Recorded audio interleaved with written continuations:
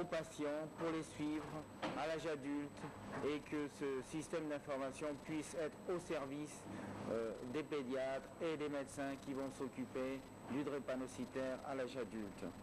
La première dame, Sylvia Bongo Ondimba, fonde un réel espoir sur ces stratégies communes pour une meilleure prise en charge des drépanocytaires. Au-delà du symposium qui se termine aujourd'hui, nous devons tous être des ambassadeurs de la lutte contre la drépanocytose. Vous l'aurez compris, le souhait de la première dame, son Excellence Sylvia Bongo Ondimba, est que des actes concrets soient posés pour améliorer la vie des malades et de leurs familles de manière positive et durable. Les travaux que vous avez menés, cher monsieur, durant ces 2 dernières journées, constituent les fondements d'une entreprise qui s'inscrit dans le long terme. Vous avez l'adhésion la plus totale de la première dame, qui vous souhaite beaucoup de succès pour la suite de votre mission. Les cliniciens, biologistes et autres chercheurs ont été invités à s'attaquer à la drépanocytose et la faire disparaître au bénéfice du patient qui doit avoir une vie normale.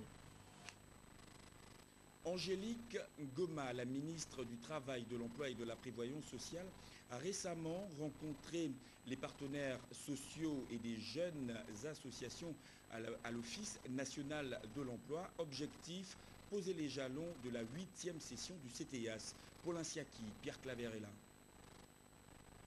En concertation avec les partenaires sociaux, secteur par secteur, au fond d'élaborer et d'appliquer des mesures visant à promouvoir l'emploi de cette catégorie de nos compatriotes et d'endiguer l'accroissement du chômage, c'est ce qui a constitué l'axe central de l'atelier de restitution de la 8e session de la Commission du travail et des affaires sociales CETAS de l'Union africaine.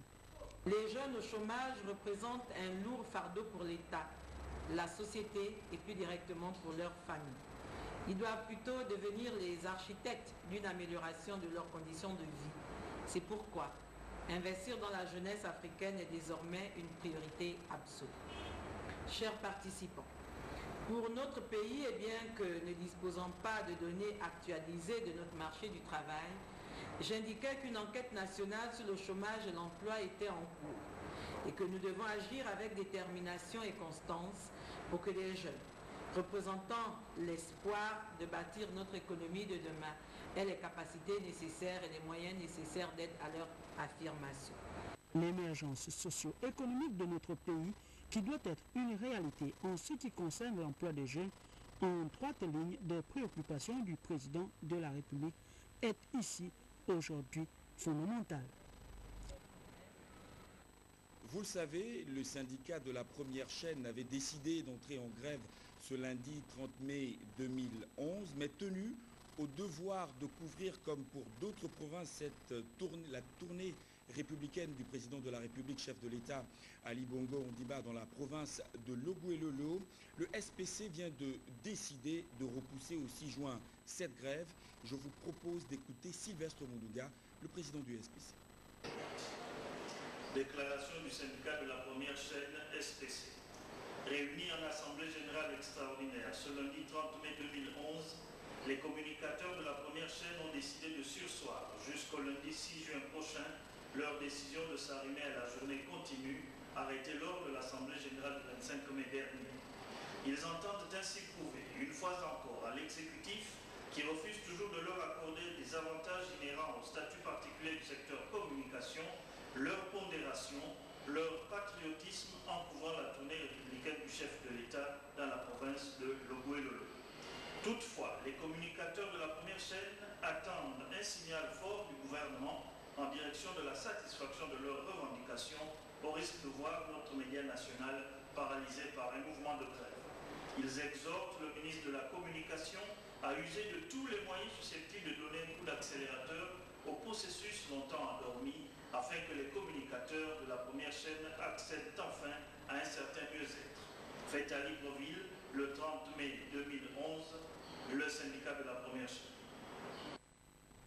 Voilà qui peut ramener la sérénité un moment au niveau de la chaîne 1.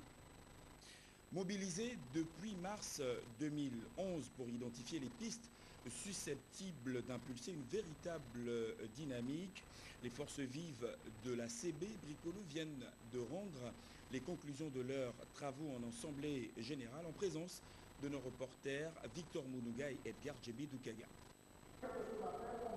Agacés par de nombreuses entraves au développement socio-économique et infrastructurel de leur département, les forces vives, filles et filles de la CB Bricolo dans le Haut-Ogooué viennent de s'accorder à Libreville sur la nature des difficultés et le combat mené de front.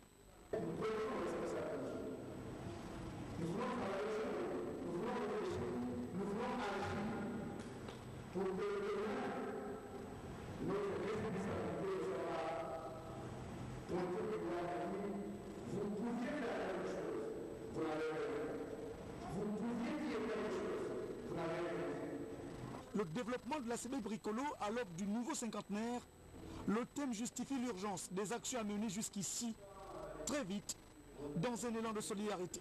Jardin public attribue fleurs et arbustes dans les affaires de la ville, musée, histoire et richesse culturelle et mondiale.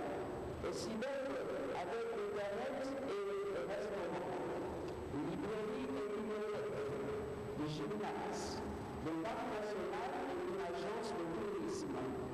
Le développement de structures de microfinance en vue de pérenniser des activités agricoles par le financement pour résoudre les problèmes d'accès aux produits agricoles. Il reste maintenant à de voir ensemble chacun ce qu'il peut faire. Parce que le gouvernement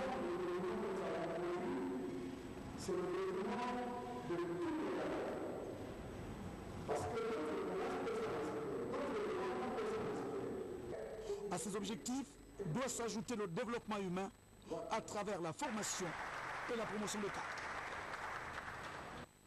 Les étudiants en fin de cycle à l'Institut universitaire des sciences de l'organisation ont présenté leur rapport de stage devant un jury mobilisé pour la circonstance. Parents et amis des stagiaires ont fait le plein des salles pour assister à ces soutenances. Pélagie Mbouyovono et Chrislin Maïna étaient sur place. Cette soutenance de rapport de stage à l'Institut universitaire des sciences de l'organisation concerne tous les étudiants en fin de cycle, toutes filières confondues. Cette vague de soutenance, ce sont donc les étudiants qui ont obtenu leur admissibilité en BTS, c'est-à-dire la partie, le volet théorique, et qui aujourd'hui concluent leur formation par la présentation de leur rapport de stage. L'obtention du diplôme du BTS et même du DUT est conditionnée par l'admissibilité d'une part sur le plan théorique et également le couronnement par la soutenance. Après avoir suivi un stage en entreprise, ces étudiants doivent défendre leur travail devant un jury. Recruter dans le personnel qualifié, un recrutement qui peut se faire en interne ou en externe. En interne, c'est-à-dire prendre des candidats dont le profil répond à l'attente du poste. Ça s'est bien passé, c'était bien. J'ai reçu une note de 14 sur 20. Des soutenances de rapports de stage qui ont convaincu le jury. Nous dirons objectivement, après les 3 soutenances auxquelles j'ai participé en qualité de présidente du jury, que nos nouvelles secrétaires ou assistantes de direction sont préparées dans des conditions idéales. Nous pensons qu'actuellement, des efforts sont réellement soutenus pour améliorer ce métier d'assistante de direction. Ces nouveaux diplômés seront donc jugés au pied du mur. Le conseil départemental du Komo-Monda et la mairie d'Ontoum, en collaboration avec les jeunes de Coq, une localité située à quelques encablures de Libreville, organise depuis quelques semaines des séances de renforcement de capacité dans le cadre d'une caravane scolaire. Les précisions, Ivo Yono, Fidel Nico. Lancée depuis plusieurs mois, la caravane culturelle initiée par l'amicale des jeunes de Coq La mairie d'Antoum et le conseil départemental continuent sereinement son chemin. Étape récente, le lycée Soleil, où le proviseur Nzengue et ses élèves ont eu droit à un véritable bouillon de culture livré par des orateurs assermentés. Ils sont venus dans notre structure pour présenter un thème qui est lié effectivement à la journée internationale de la francophonie et nous estimons que les enfants ont pris bonne note et ça va dans le cadre du renforcement des capacités culturelles de chaque enfant de façon que demain ils puissent s'imprégner et de leur culture et de la culture qui nous vient d'ailleurs. Les responsables du CLAC d'Antoum jouent un rôle important dans cette caravane qui fait le tour de tous les établissements de la localité. La francophonie dans la diversité culturelle aura constitué l'un des grands thèmes de cet échange.